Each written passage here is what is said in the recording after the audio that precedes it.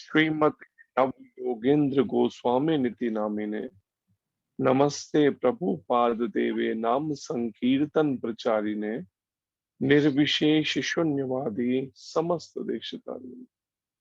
सभी मिलकर दोहरा सकते हैं।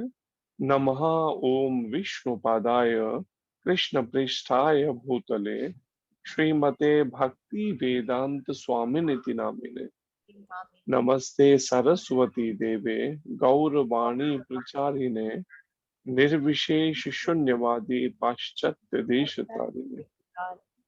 जय श्री कृष्ण चैतन्य प्रभु नित्यानंद श्री अद्वैत गदाधर श्रीवासादि गौर भक्त वृंद। सभी बोलिए हरे कृष्ण कृष्ण कृष्ण हरे हरे, हरे राम राम राम हरे हरे। भगवान श्री कृष्ण की वाणी भगवत गीता की जय। श्री कृष्ण चंद्र भगवान की जय। अर्जुन जी महाराज की जय। जगदुशला प्रभुपाद महाराज की जय। श्री गुरु महाराज की जय। अनंत कोटि वैष्णव वृंद की जय। हरे कृष्ण। तो आज की श्रीमद् भगवद गीता क्लास में आप सभी भक्तों का, माताओं का, सभी का भाग लेने के लिए अभिनंदन है, स्वागत और धन्यवाद है।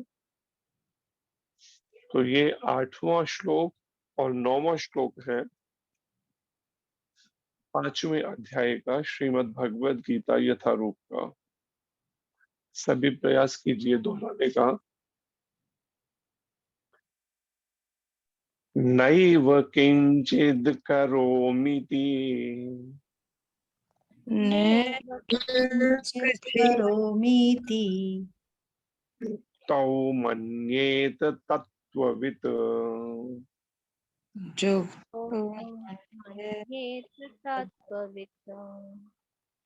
पश्य शृण्वन् स्पर्शजिघ्रन्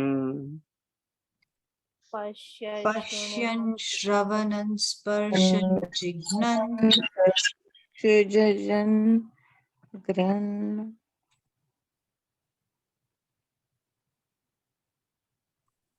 अश्नन् गच्छन् स्वपश्वसन्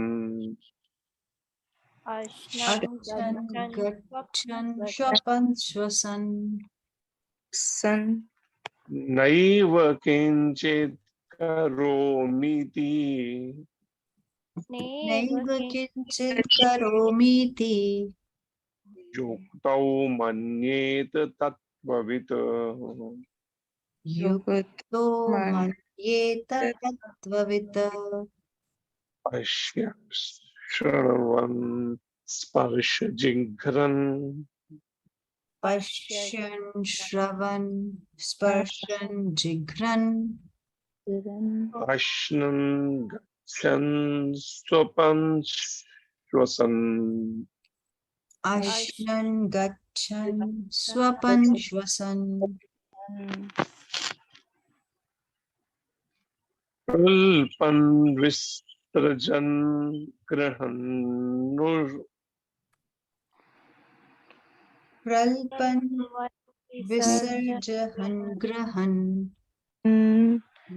प्रलपन् विसर्जन् गृहन् प्रल्पन् विसर्जन् गृहन् उन्मिष्ण निमिषन् अपि उन्मिषन् निमिषन् अपि उन्मिषन् निमिषन् अपि उन्मिषन् निमिषन् अपि इन्द्रियाणि इन्द्रियार्थेषु इन्द्रियाणि इन्द्रियार्थेषु वर्तन्त इति धारयन्। वर्तन्त इति धारयन्। अब पूरा इकट्ठा अगर हो सके तो एक साथ सभी दोहराइए। नैव किंचित् करोमीति नैव किञ्चित् करोमीति योक्तौ मन्येत तत्त्ववित्। त्ववित् योक्तो मन्यते तत्त्वतः पश्य शृण्वन् स्पर्शजिघ्रन् पश्यन् श्रवन् स्पर्शन् जिघ्रन् जिघ्रान् अश्नन् गच्छन् स्वपन् श्वसन् अश्नन् गच्छन् स्वपन् श्वसन् शासन् प्रलपन् विसर्जन् गृह्णन् प्रलपन् विसर्जनं ग्रहणन् उन्मिषन् निमिषन्नपि उन्मिषन् निमिषन् अपि इन्द्रियाणि इन्द्रियार्थेषु इन्द्रियाणि इन्द्रियार्थेषु इन्द्रियार्थेषु वर्तन्त इति धारयन् वर्तन्त इति धारयन्। पढ़ेंगे आप में से कोई बात? हरे कृष्ण प्रभु जी। हरे कृष्ण जी। नैव किंचित कुरुमीति योक्तो मन्यते तत्वत् पश्यन् श्रवन् स्पर्शन् जिघ्रन् अश्यन् गच्छन् सपन् शासन् प्रलिपन् विसर्जन् गहन् अनुमेषन् निमेषन् अपि इन्द्रियाणि इन्द्रियार्थेषु वर्तन्त इति धारयन्। हरे कृष्ण। इसमें दो हैं केवल, एक है मन्येत है, मन्येत आपने पढ़ा मन्यते, मन्यते नहीं है, मन्येत है। और दूसरा जो अगला 9वें श्लोक में बीच में अनमिशन नहीं है, उन्मिशन है। उन्मिषन् निमिषन् अपि। उन्मिशन छोटे ओ की मात्रा। हाँ, बाकी ठीक है। हरे कृष्ण। हरे कृष्ण। और कोई भक्त? प्रभु जी। हरे कृष्ण जी। दंडवत प्रणाम प्रभु जी। जी हरे कृष्ण। नैव किंचित करोमीति युक्तो मन्येत तत्वित् पश्यन् शृण्वन् स्पर्शन् जिघ्रन् अश्रन् गच्छन् स्वपन् श्वसन् प्रलपन् विसर्जन् गृह्णन् उन्मिषन् निमिषन्नपि इन्द्रियाणि इन्द्रियार्थेषु वर्तन्त इति धारयन्। हरे कृष्ण। ठीक, हरे कृष्ण जी। हरे कृष्ण। हरे कृष्ण। हरे कृष्ण।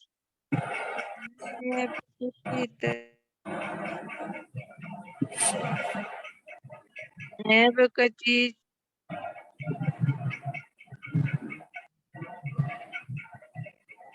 एव किंचित एव कुर्वन्ति युक्तो मन्येत तत्तत् शृण्वन् गरन् श्वसन् शन्नगशन् स्वपन् श्वसन् प्रलयनि विसर्जन गृहीन् निमिषेन अपि इन्द्रियाणि इन्द्रियार्थेषु वर्तन्त इति धारयन्। हरे कृष्ण। प्रलपन प्रलपन प्रलपन विसर्जन ग्रहण। प्रलपन विसर्जन ग्रहण। ग्रहण करना, विसर्जन मतलब उसको विसर्जन मतलब त्याग, मल त्याग जैसे करना है। ये सब इंद्रियों के जो कार्य हैं, कर्म इंद्रियों के, उनमें उन्मिशन निमिशन अपनी, आंखें बंद करना, खोलना। हरे कृष्ण प्रभु जी, दंडवत प्रणाम। जी हरे कृष्ण। न विकिंचित करोमि इति युक्तो मन्येत तत्वित् पश्चन् श्रवणं स्पर्शन् जिघ्रन् अश्नन् गच्छन् सपन अश्यन् शसन प्रलयपन विसर्जन ग्रहण उन्मीषण निमीषण अपि इंद्रियाणि इंद्रियार्थेषु वर्तन्ते इति धारयन्। हरे कृष्ण हरे कृष्ण। ठीक, हरे कृष्ण जी। हरे कृष्णा प्रभु जी, दंडवत प्रणाम। जी हरे कृष्ण जी। नैव किंचित करोमीति युक्तो मन्येत तत्त्ववित् पश्यन् शृण्वन् स्पर्शन् जिघ्रन् अश्नन् गच्छन् स्वपन् श्वसन् प्रलपन् विसर्जन् गृह्णन् उन्मिषन् निमिषन्नपि इन्द्रियाणि इन्द्रियार्थेषु वर्तन्त इति धारयन्। हरे कृष्ण प्रभु जी। ठीक, हरे कृष्ण जी। हरे कृष्ण प्रभु जी, दंडवत प्रणाम। जी हरे कृष्ण जी। नैव किंचित करोमीति युक्तो मन्येत तत्त्वित् पश्यन् श्रवणन् स्पृशन् जिघ्रन् अश्नन् गच्छन् स्वपन् श्वसन् प्रलपन् विसृजन् गृह्णन् उन्मिषन् निमिषन् अपि इन्द्रियाणि इन्द्रियार्थेषु वर्तन्ते इति धारयन्। हरे कृष्ण।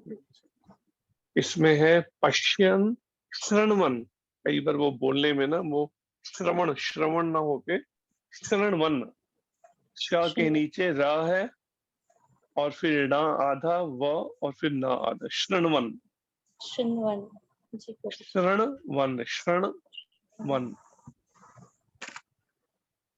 पढ़िए आगे। हरे कृष्णा प्रभु जी। हरे कृष्ण जी। नैव किंचित करोमीति युक्तो मन्येति तत्वितो पश्यन् श्रवणं सपश्जिघ्नन् अश्नन् गच्छन् सपश्वसन् प्रलपन् विसर्जन् गृह्णन् उन्मिषन् मिषन् अपि इन्द्रियाणि इन्द्रियार्थेषु वर्तन्त इति धारयन्। हरे कृष्णा प्रभु जी। इसमें और आसान तरीका हो तो उसमें या तो नीचे वाले शब्दों से या फिर ऊपर वाले में कॉमा लगा के उससे पेंसिल से उसको कर सकते हैं, कहाँ कहाँ संधि पीछे अलग अलग हो रहे हैं शब्द, जिससे पढ़ने में और आसान हो जाए। और कोई भक्त पढ़ना चाहता है? अनुवाद दोहराइए। दिव्य भावना अमृत युक्त पुरुष दिव्य भावना अमृत युक्त पुरुष देखते देखते सुनते सुनते स्पर्श करते स्पर्श करते सूंघते सूंघते खाते खाते चलते फिरते चलते फिरते सोते तथा श्वास लेते हुए भी सोते तथा श्वास लेते हुए भी अपने अंतर में सदैव अपने अंतर में सदैव यही जानता रहता है कि यही जानता रहता है कि वास्तव में वह कुछ भी नहीं करता, कुछ भी नहीं करता, बोलते त्यागते ग्रहण करते या आंखें खोलते बंद करते हुए भी आंखें खोलते बंद करते हुए भी वह यह जानता रहता है कि वह यह जानता रहता है कि भौतिक इंद्रियां अपने अपने विषयों में प्रवृत्त हैं और वह इन सब से पृथक है। तात्पर्य अर्चनीय वंदनीय प्रातः स्मरणीय जगदुशील प्रभुपाद महाराज की जय, श्री गुरु महाराज की जय। तात्पर्य कोई पढ़िए आपने से?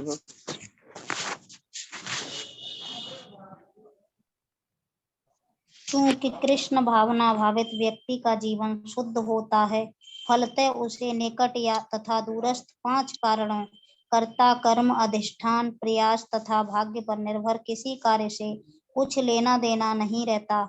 इसका कारण यह है कि वह भगवान की दिव्य सेवा में लगा रहता है। यद्यपि ऐसा प्रतीत होता है कि वह अपने शरीर तथा इंद्रियों से कर्म कर रहा है, किंतु वह अपनी वास्तविक स्थिति के प्रति सचेत रहता है, जो कि आध्यात्मिक व्यस्तता है। भौतिक चेतना में इंद्रियां इंद्रिय तृप्ति में लगी रहती हैं, किंतु कृष्ण भावनामृत में वे कृष्ण की इंद्रियों की तुष्टि में लगी रहती हैं।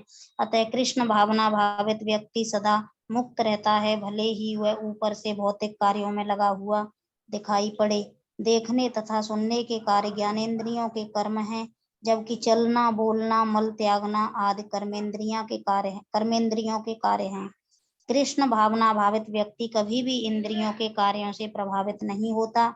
वह भगवत सेवा के अतिरिक्त कोई दूसरा कार्य नहीं कर सकता, क्योंकि उसे ज्ञात है कि वह भगवान का शाश्वत दास है। हरे कृष्णा हरे प्रभु जी। कृष्ण। ये आज का श्लोक जो है,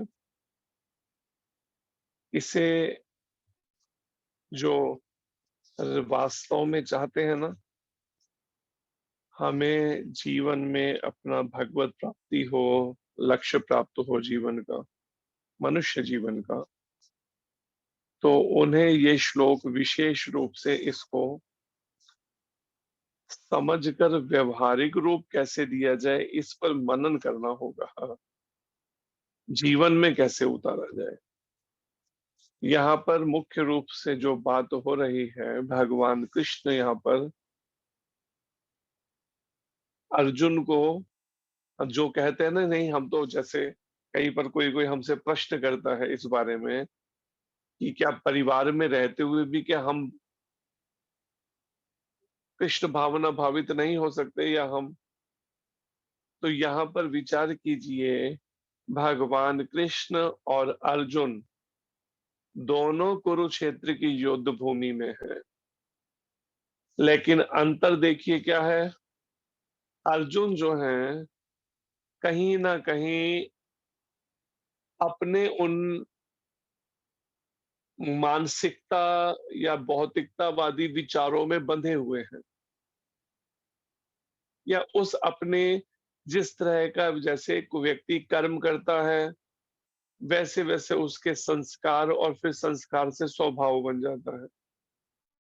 अब अगर हमने इस जन्म और पिछले जन्मों के अंदर अपने को शरीर मानकर और शरीर से संबंधित वस्तुओं और व्यक्तियों को अपना मानकर अगर जीवन जिया है, तो परिणाम में आप ये नहीं कह सकते हम तो कृष्ण भावना भावित हैं, क्योंकि ऊपर से भले हम कुछ कार्य कृष्ण भगवान की प्रसन्नता के लिए करने के अभ्यास करें, खासकर हम बात कर रहे हैं जब एक बार साधना में, भक्ति में एक बार शुरुआत कर दी,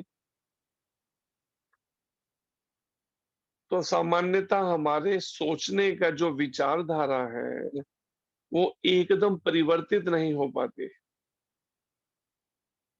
अर्जुन जो है, पांचों पांडव कैसे धर्मात्मा हैं, भगवान कृष्ण के भक्त हैं, लेकिन उसके बाद भी जब ऐसी कुछ परिस्थिति आई पारिवारिक कि जब उनको हिस्सा नहीं दिया जा रहा या उनके साथ कुछ अनीति, अधर्म हुआ, तो परिणाम में मन में जो विचारधारा है सूक्ष्म, वो विचारधारा बाहर आने लगी, और बचपन से जिस तरह का जीवन जी रहे हैं, अब अर्जुन उस पारिवारिक संबंधों को ले लीजिए या उन सब से कहीं ना कहीं प्रभावित हो रहे हैं। जैसे भगवान कृष्ण को कहते हैं अर्जुन कि हे कृष्ण, मैं पितामह के साथ युद्ध नहीं कर सकता, मैं बचपन से जिनकी गोद में पला बड़ा खेला हूं, आप कहते हैं मैं उसका वध कर दूं, ये कैसे संभव है। और फिर अपने ही पारिवारिक लोगों को मारकर अगर मैंने इस धरती का राज्य तो क्या, स्वर्ग का भी राज्य मिल गया तो भी मेरे को लगता है कि मेरे को शांति नहीं मिल पाएगी। अब सोचने का तरीका देखिए, मैंने ये बात इसलिए जिक्र की, अर्जुन जो है उनका सोचने का तरीका क्या है, अपने पारिवारिक संबंधी अर्थात शरीर से संबंधित जो विचारधारा है, कहने को भले हो लेकिन कितना कठिन है उस मानसिकता, उस विचारधारा से ऊपर उठ पाना, जिसके लिए आज के इस श्लोक में, या जिसे कह सकते हैं कृष्ण भावना भावित कर्म में जो लगा है, दिव्य भावना से युक्त पुरुष, दिव्य भावना से युक्त कह लीजिए, या फिर कृष्ण भावना से भावना अमृत से युक्त पुरुष कह लीजिए, एक ही बात है। या कृष्ण भावना भावित जो पुरुष है, तो वो इन इंद्रियों से किस तरह के, उसके इंद्रिय के ये कार्यकलापों से वो अपने को बिल्कुल डिटैच रखता है, अपने को अलग रखता है। देखते, सुनते, स्पर्श करते, सूंघते, कई बार इस बात पे झगड़ा हो जाता है, या हाँ मैंने अपनी आंखों से देखा, तो जो उसकी सोचने का तरीका क्या है, हमारे व्यवहारों से बड़ा, हम कई बार सोचे भी, हम गुरु महाराज के आगे ना कोई गलती नहीं करेंगे, बड़े इससे, लेकिन इस तरह की परिस्थितियां या ऐसा कुछ ना कुछ गुरु महाराज परीक्षा लेते हैं इस तरीके से कि कहीं ना कहीं फिर दोबारा से वो स्थिति खुल के आ जाती है कि इतना हम देहात्म बुद्धि में स्थित हैं, कितना इस शरीर से होने वाले कर्मों को में हमारा ममत्व है, मेरापन है कि मैंने ऐसा किया, मैंने ये किया, या थोड़ा सा भी ऐसी परिस्थितियां आ जाएं कहीं पर तो मान अपमान में फंस जाना, या कई तरह की बातें। वहीं पर ही इस श्लोक के अनुसार वो एक तरह से कह लीजिए फेलियर सिद्ध हो जाता है दोबारा से। उसकी वास्तविक स्थिति आ जाती है कि वो अपने को जीवात्मा मानकर नहीं 24 घंटे कार्य कर रहा। जैसे मैंने पहले भी उदाहरण दिया था कि एक साधक का हमें फोन आया जब हम महाराज की सेवा में थे वृंदावन में, तो वो साधक फोन करके हमें कहता है, मंदिर से किसी कहता है कि महाराज जी से पूछ के बताइए, मेरे चाचा के यहाँ बेटी हुई है तो क्या मुझे सूतक लगेगा। तो हमने कहा ठीक है हम पूछ लेंगे, लेकिन मेरी समझ के अनुसार तो लगेगा। तो वो नाराज हो गए इस बात को लेके कि उन्होंने कहा कि जब मैं इतने 3 साल से मैं मंदिर में फुल टाइम रह रहा हूँ, भगवान की सेवा में मैं फुल टाइम सेवा में रह रहा हूं, उसके बाद आपने ऐसा क्यों कहा कि मुझे सूतक लगेगा। तो हमने कहा कि आपने अभी मुझे बोला कि मेरे चाचा के यहाँ बेटी हुई है, आपने कहा मेरे मेरे माना है तो सूतक लगेगा। आप मेरे मानना बंद कर दीजिए, सूतक लगना बंद हो जाएगा। उन्होंने फोन पटक दिया। अब हमने महाराज जी को जाके सारी बात जब बताई, महाराज ने कहा बिल्कुल ठीक कहा, लेकिन कहना एक बात है, लेकिन उसको व्यवहारिक रूप में समझकर आचरण में लेना एक अलग बात है। एक है फिलॉसफी को, दर्शन को आप भगवत गीता के पढ़ लेते हैं, सुन लेते हैं, अच्छे प्रवचन भी कर लेते हैं, लेकिन जब व्यवहारिक रूप देने की बात आती है, वहां पर वास्तविकता का पता चलता है कि हम इस श्लोक के अनुसार कितने खरे उतरते हैं, सही उतरते हैं, कितना हम व्यवहारिक रूप में इंद्रियों से होने वाले कार्यों में किसी तरह का भी हमारा कोई तरह की आसक्ति, कोई इस तरह की विचारधारा, मैंने ऐसा किया मैंने वैसा किया वाली सोच से आप कितना ऊपर उठे हैं, ये खुल के सामने आ जाएगा। और यहाँ पर यही बात को भगवान कृष्ण बता रहे हैं, जो खुद आचरण भी कर रहे हैं। भगवान कृष्ण भी युद्ध भूमि में है, ये नहीं कि वो कोई कर्म ही नहीं कर रहे हैं। क्या तो होना कि हम सबको कर्मों में लगा रखा है और भगवान निश्चिंत होकर कहीं ऊंचे ऐसे स्थान पर बैठे कि वो कहते मैं तो कोई कर्म कर ही नहीं रहा, इसलिए मुझे तो बंधन होगा नहीं। खुद भी कर्म भूमि में खुद भी कूदे हुए हैं, भगवान कृष्ण पहुंच है। कुरुक्षेत्र की युद्ध भूमि में अर्जुन है तो कृष्ण भी हैं। अगर इतने सारे महारथी हैं तो महारथियों के सारथी भी हैं वहां पर, भगवान कृष्ण की तरह। लेकिन सबकी मानसिकता कहीं ना कहीं कैसी है? मैंने ऐसा किया, मैंने ये किया, मैं ये करूंगा, मैं ऐसा करूंगा, मैं। लेकिन वहीं पर कृष्ण जो है, ऊपर से भले वो भी हमारी तरह करते हुए दिख रहे हैं। इधर अर्जुन ने कहा कि हे कृष्ण, रथ को दोनों सेनाओं के मध्य ले चलो, और भगवान कृष्ण कहते ठीक है, और चल पड़े। कर्म वो भी, लेकिन कर्म करते हुए भगवान कृष्ण को कोई भी कर्म का बंधन बांध नहीं रहा। लेकिन वहीं पर ही अर्जुन जो है उनको कर्म बंधन बांध रहा है, क्योंकि अर्जुन इस तरह से सोच रहे हैं कि ये मेरे पितामह हैं, ये मेरे भाई हैं, ये मेरे मामा हैं, ये मेरे पारिवारिक संबंधी हैं। वो मेरे मानकर सोच रहा है, इसलिए बंधन भी हो रहा है। और इन सब के लिए आखिर में जब प्रायश्चित करना पड़ा, तो प्रायश्चित क्या है? इस जब तक आप अपने सोचने के तरीके को नहीं बदलेंगे ना, मन के, क्योंकि मन के 3 काम है: सोचना या विचार करना, इच्छा करना और अनुभव करना।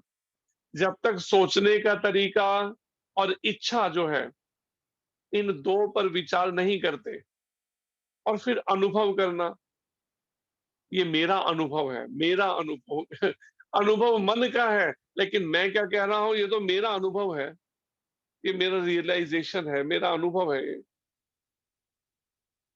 तो विचार कीजिए, कैसे इंद्रियों को और मन को और आत्मा को अलग करके समझना, सोचना, इच्छा करना, बोलना, कर्म करना, और वो सब इंद्रियां अपने अपने विषयों में बरत रही हैं। लेकिन वो जीवात्मा, भगवान कृष्ण कहते हैं, जीवात्मा तो कोई कर्म नहीं करता।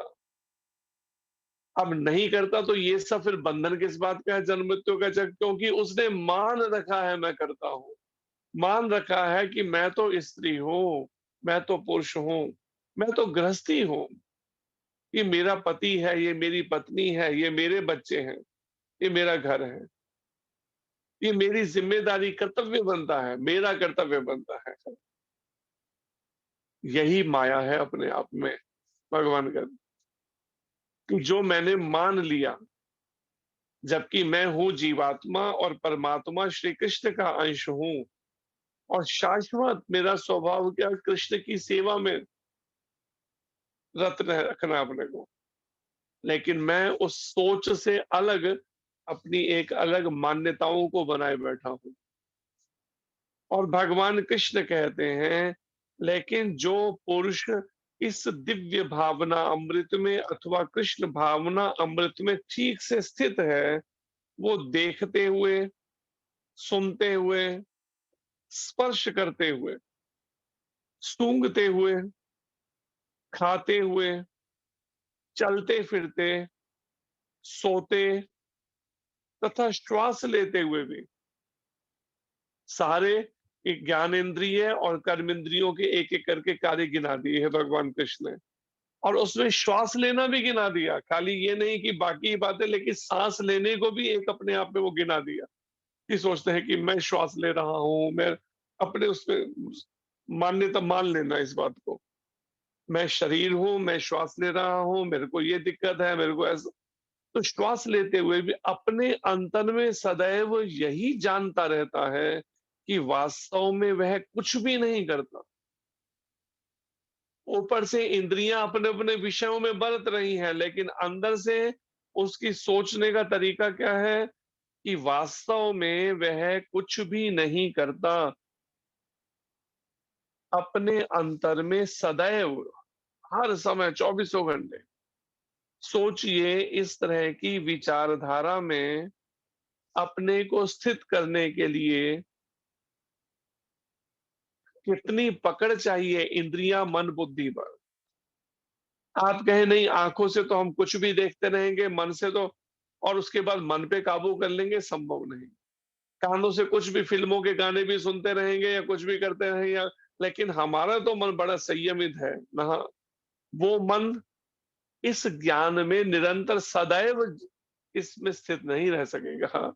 हाँ, थोड़ी देर के लिए 10-15 मिनट, आधा घंटा, 1 घंटा आप ठीक है मान लिया थोड़ी देर इस तरह की सोच को ले भी आए, लेकिन जब तक इंद्रियों से ऐसे व्यर्थ के कार्य जो कृष्ण भावना अमृत में नहीं है, जब तक वो बंद नहीं होंगे, तब तक आपकी मान्यताएं, आपका सोचने का तरीका बदलेगा नहीं। ये बात इस पर विशेष रूप से समझनी पड़ेगी। अगर हम चाहते हैं हमारा मन पूरी तरह से कृष्ण भावना भावित या कृष्ण भावना अमृत में ही स्थित हो, उस तरह की सोच वो तभी संभव हो सकेगी जब हम ज्ञान इंद्रियां और कर्म इंद्रियों को, जो पिछले श्लोक में भी वर्णन था पूर्व के, कृष्ण भावना अमृत में पूरी तरह से लगाना पड़ेगा। हाँ, क्योंकि कृष्ण भावना अमृत में कर्म करने वाला सबों का दास होता है, तो वो अपनी इंद्रियों को और मन को केवल कृष्ण भगवान में, वह कृष्ण कथा के अतिरिक्त और कुछ सुनना नहीं चाहता। ये कल के उसमें पूर्व के था।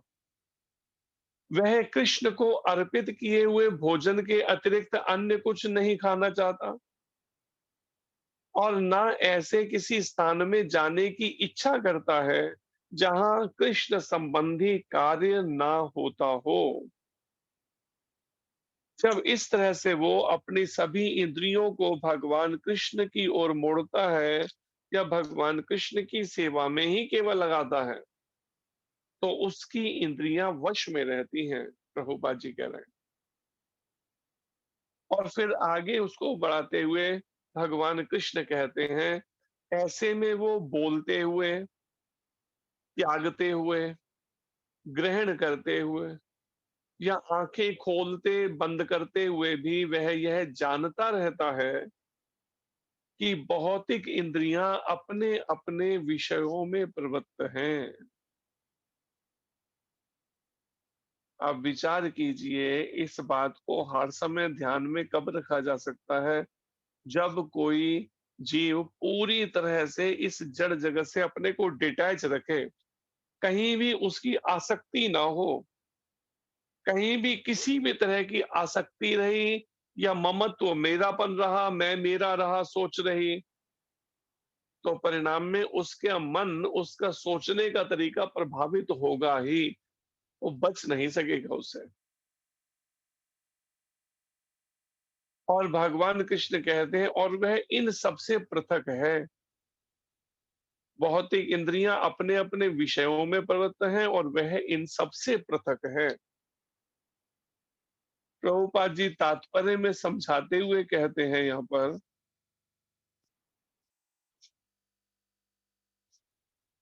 कि चूंकि कृष्ण भावना भावित व्यक्ति का जीवन शुद्ध होता है, कि अगर कोई 24 घंटे इंद्रियां, मन, बुद्धि को कृष्ण भावना से भावित अगर कर लेता है, सभी कार्य ज्ञान इंद्रियों के, कर्म इंद्रियों के और मन के भगवान कृष्ण के निमित्त करता है या भगवान कृष्ण को केंद्र में रख के केवल करता है। फिर केंद्र बिंदु भगवान कृष्ण के अलावा ये नहीं है कि कभी केंद्र बिंदु मेरा बेटा हो गया, कभी मेरी बेटी हो गई, कभी माता हो गई, कभी पिता हो गए, नहीं, केंद्र बिंदु कृष्ण है। जिसका उदाहरण आता है शास्त्र में राजा मोरध्वज जी का। राजा मोरध्वज का केंद्र बिंदु भगवान है। परिणाम में जब उनकी परीक्षा हुई कि अपने बेटे को दोनों पति पत्नी बीच में से चीरा देंगे, काटेंगे सेंटर से, सिर से, तो दोनों ने एक बार भी ना नहीं की और बेटे ने भी ना नहीं की। बेटा भी कहता बिल्कुल माता पिता को, मैं तैयार हूं इसके लिए। अब विचार कीजिए, पुत्र भी कितना कृष्ण भावना भावित हो है, और माता पिता भी इस बात का अनुमान लगा के देखती है। बेटे को खुद के काटना पड़ रहा है, लेकिन एक भी आंसू नहीं होना चाहिए, ना बेटे की आंख में ना आप दोनों की आंख में। सोचिए,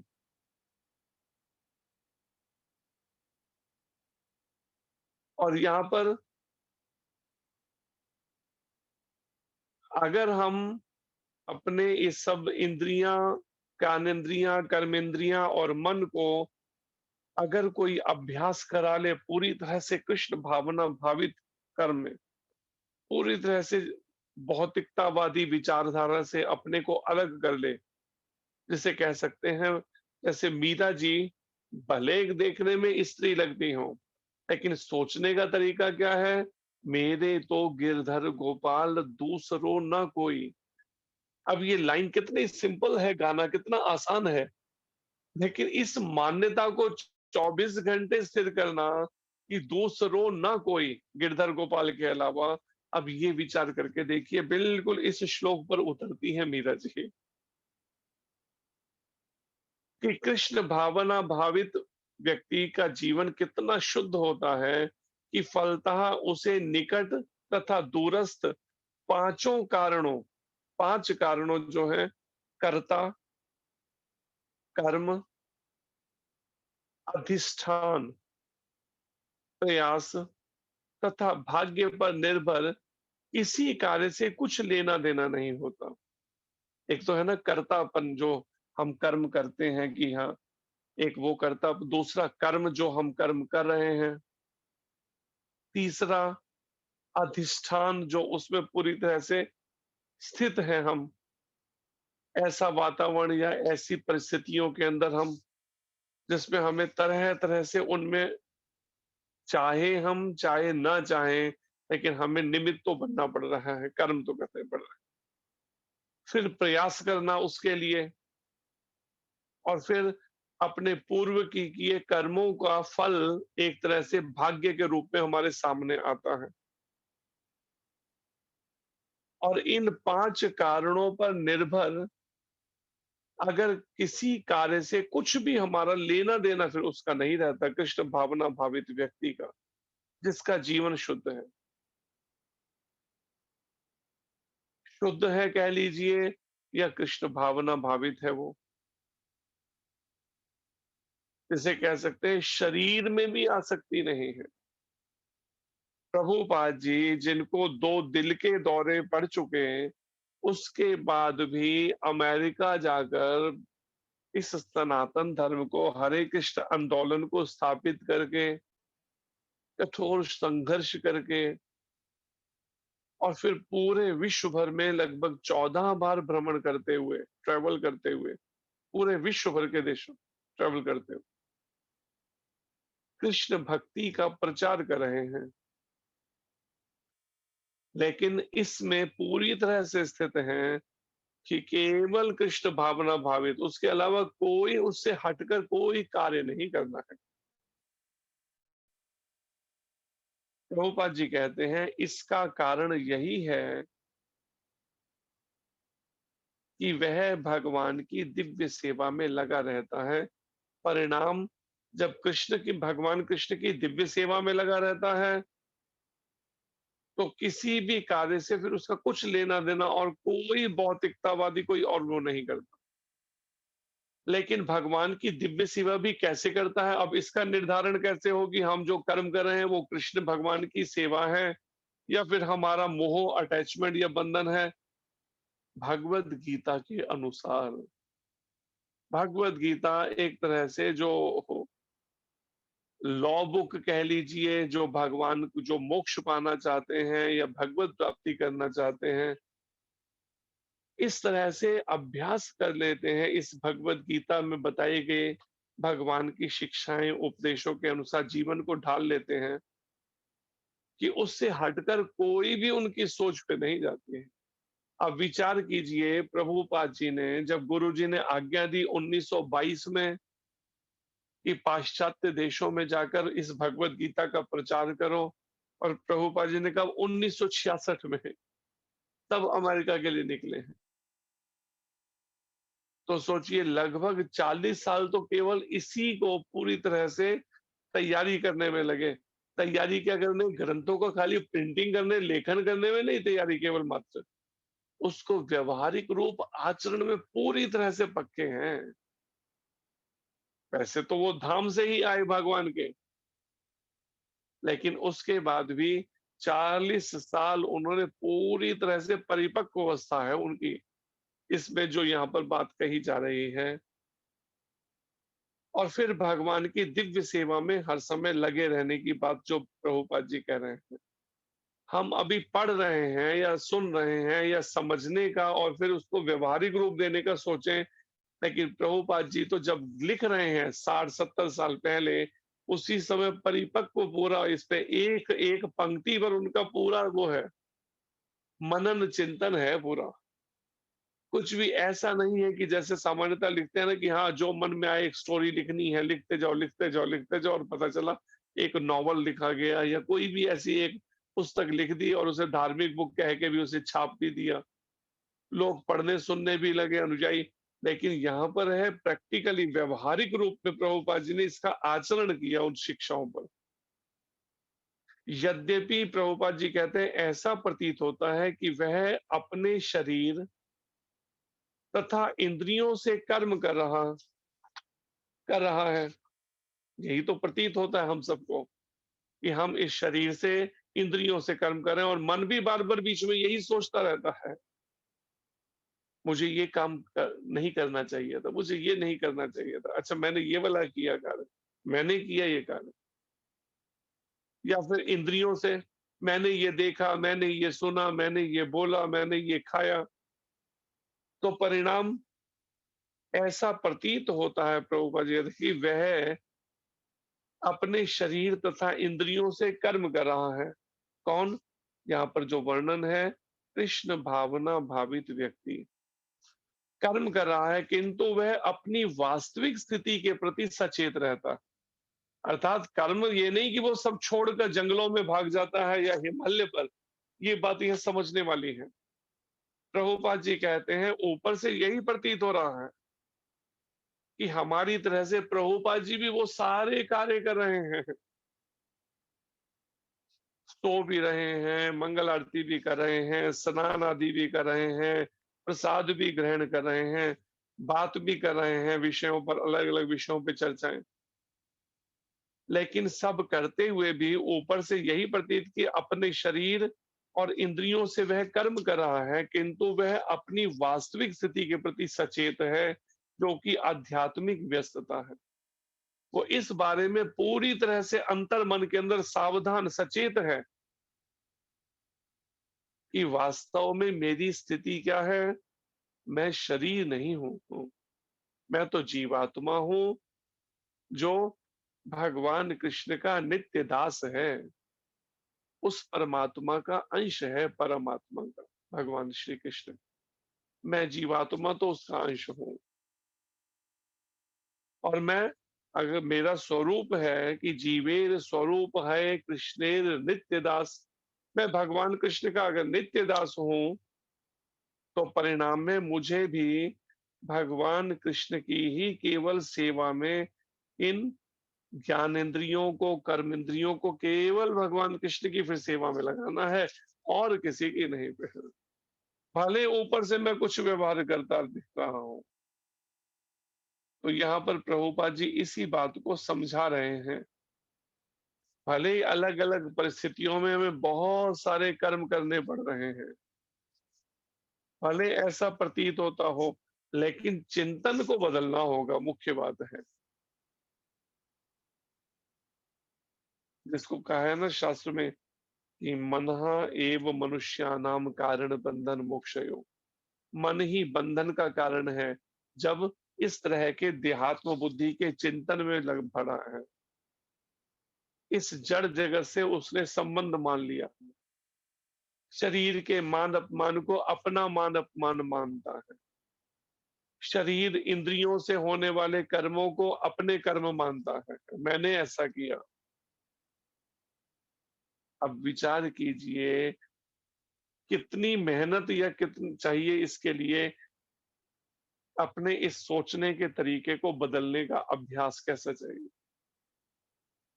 और वो, अब आप कहें बस यही बात सोचने का प्रयास करें और बार बार आप असफल हो, फिर मन निराश हो जाए, तो उसका एक सुगम तरीका यहाँ आखिर क्या कहा प्रभुपाद जी ने, वह अपनी वास्तविक स्थिति के प्रति सचेत रहता है, और जो कि आध्यात्मिक व्यस्तता है कि अपने को आध्यात्मिक कार्यों में अपने को व्यस्त करने से ये बड़ा आसान हो जाएगा सोचने का तरीका बदलना। लेकिन आध्यात्मिक व्यस्तता शब्द है, ये नहीं है कि हाँ आधा एक घंटे की कुछ मैंने सेवा कर ली या 2 घंटे की सेवा कर ली तो मैंने कहा देखो जी मेरी तो सेवा बंधी हुई है, हम तो संडे को करते हैं, हम तो इस दिन करते हैं, हम तो उस दिन करते हैं। लेकिन यहाँ पर है सदैव अपने को व्यस्त करना पड़ेगा आध्यात्मिक व्यस्तता में पूरी तरह से। भौतिक चेतना में इंद्रियां इंद्रिय तृप्ति में लगी रहती हैं। फिर प्रभुपाद जी कहते हैं जब तक हमारी चेतना, हमारी भावना जब तक भौतिक है, सांसारिक हमने सोच बना रखी है, तो इंद्रियां इंद्रिय तृप्ति में ही लगी रहती हैं। वो तो फिर खाने सोने बस यही बातों का चिंतन ही करती रहती हैं खुद। किंतु कृष्ण भावना अमृत में वे कृष्ण की इंद्रियों की तुष्टि में लगी रहती है। लेकिन अगर कृष्ण भावना भावित कोई व्यक्ति है तो वो भगवान कृष्ण की इंद्रियों को तुष्ट करने में, कृष्ण की सेवा में एंगेज करता है।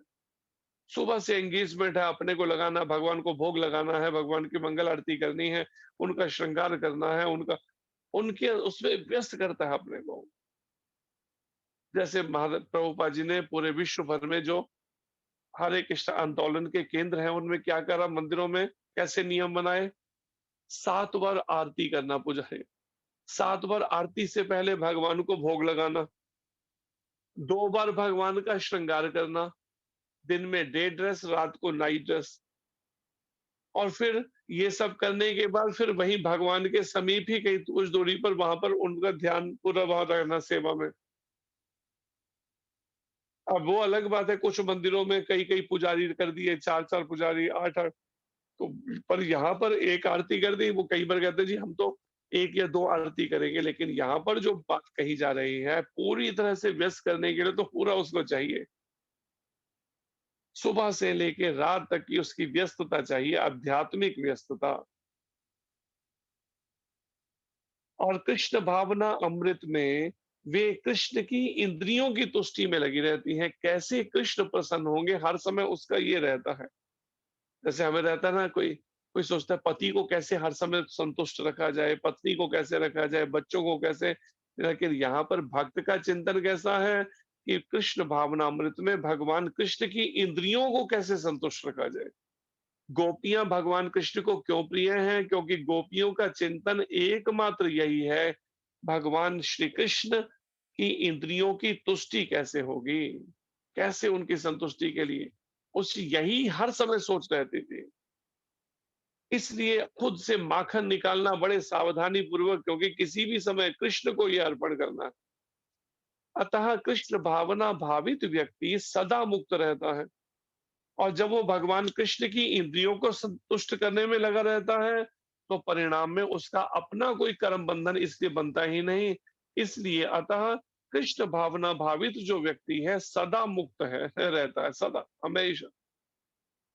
भले ही वह ऊपर से भौतिक कार्यों में लगा हुआ दिखाई पड़े, ऊपर से दिख रहा है कि वो भी हमारी तरह व्यस्त है, सुबह से लेकर रात तक व्यस्त है, लेकिन उसकी व्यस्तता और एक सांसारिक व्यक्ति की व्यस्तता में बहुत अंतर है।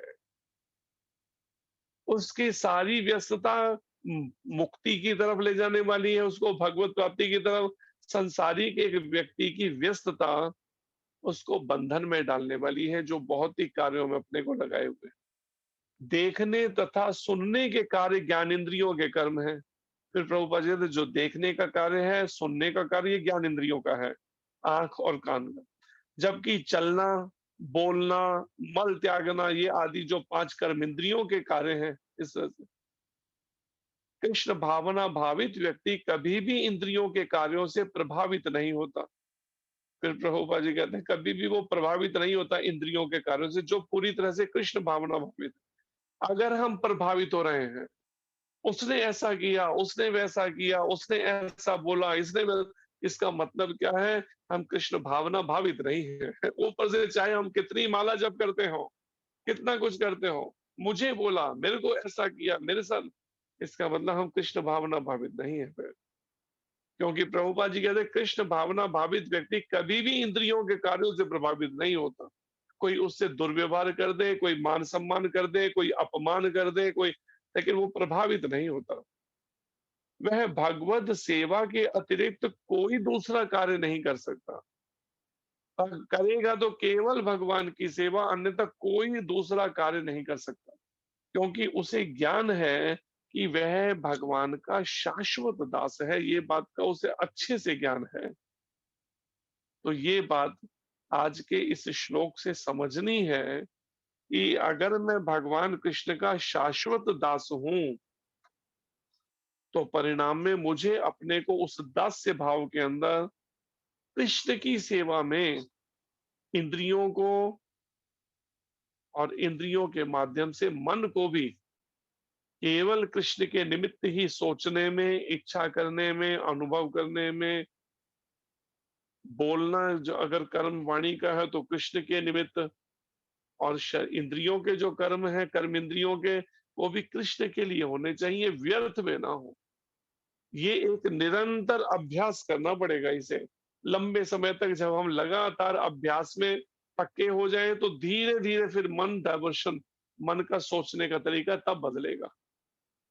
लेकिन अभी हम अगर अपने को पूरी तरह से भगवान कृष्ण के निमित्त व्यस्त नहीं करते, आध्यात्मिक व्यस्तता जिसे यहाँ पे कहा गया है, भगवान श्री कृष्ण की सेवा में अपने को व्यस्त नहीं करते, या भगवान कृष्ण की सेवा में प्रमाणिक गुरु के माध्यम से हम ये सेवा को नहीं अभ्यास करते, तो परिणाम में इस तरह का फिर चिंतन डाइवर्ट बदलेगा नहीं, फिर सोचने का तरीका उसी भौतिकतावादी विचारधारा में ही दोबारा दोबारा कर्म बंधन बनते जाएंगे।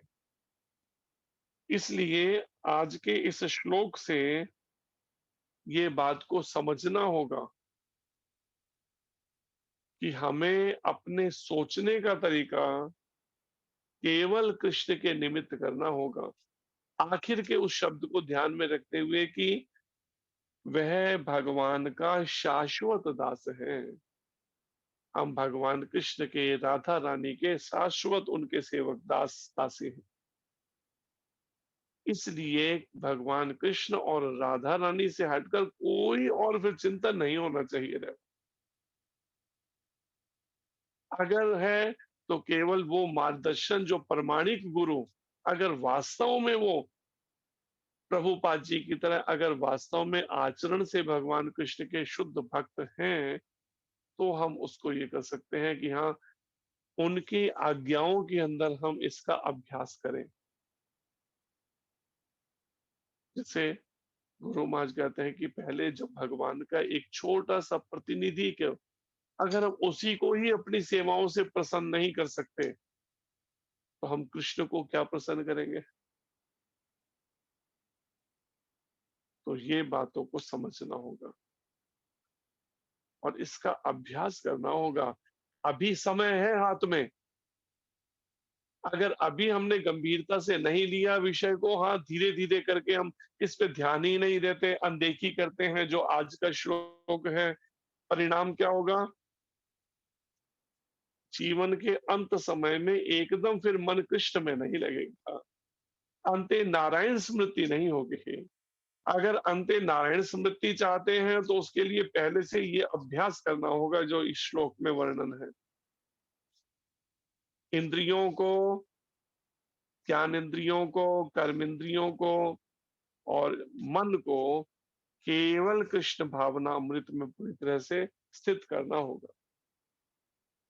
तब संभव है कि हमारी सदगति हो सके या हम भगवान की सेवा प्राप्त कर सके। हरे कृष्णा। धन्यवाद। कोई प्रश्न हो तो कर सकते हैं आप में से।